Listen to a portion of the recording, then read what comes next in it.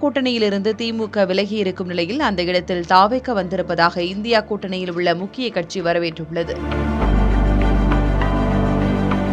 மத்திய பாஜக அரசுக்கு எதிராக களமாடும் அனைத்து கட்சிகளையும் ஒன்றிணைக்க வேண்டும் என்ற நோக்கில் இந்தியா கூட்டணி உருவாக்கப்பட்டது. இந்த கூட்டணியில் பாஜகவுக்கு எதிராக நாடு முழுவதும் உள்ள பல்வேறு கட்சிகளும் இணைந்தன.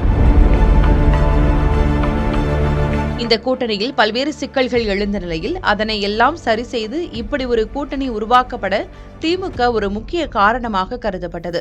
அதோடு பல்வேறு மாநிலங்களில் இந்த கூட்டணியில் மோதல்கள் வெடித்த நிலையில் தமிழ்நாட்டில் இந்த கூட்டணி ஒற்றுமையாக இருந்து தொடர்ந்து பல்வேறு தேர்தல்களில் வெற்றி பெற்றது. அதேபோல நடந்து முடிந்த சட்டமன்ற தேர்தலிலும் திமுக தலைமையில் இந்த கூட்டணி போட்டியிட்ட நிலையில் இந்த கூட்டணி முதன்முறையாக தோல்வியை தழுவியது. அதனைத் தொடர்ந்து திமுக தலைமையிலான இந்த கூட்டணியிலிருந்து காங்கிரஸ் வெளியேறியதோடு தாவேக அரசின் அமைச்சரவையிலும் பங்கேற்றது.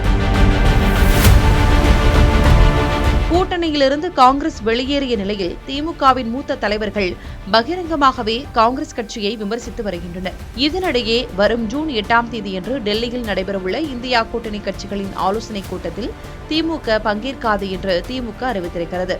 தொடர்ந்து இதுகுறித்து பேசிய திமுக செய்தி தொடர்பாளர் டி.கே.எஸ். இளங்கோவன் இந்தியா கூட்டணியில் திமுக இல்லை என்று வெளிப்படையாகவே பேசினார். Congress itself had stated that we are partying with the DMK and we will fight the local body elections with the TVK and the next parliament elections also with the TVK, which means how can we continue in the India bloc?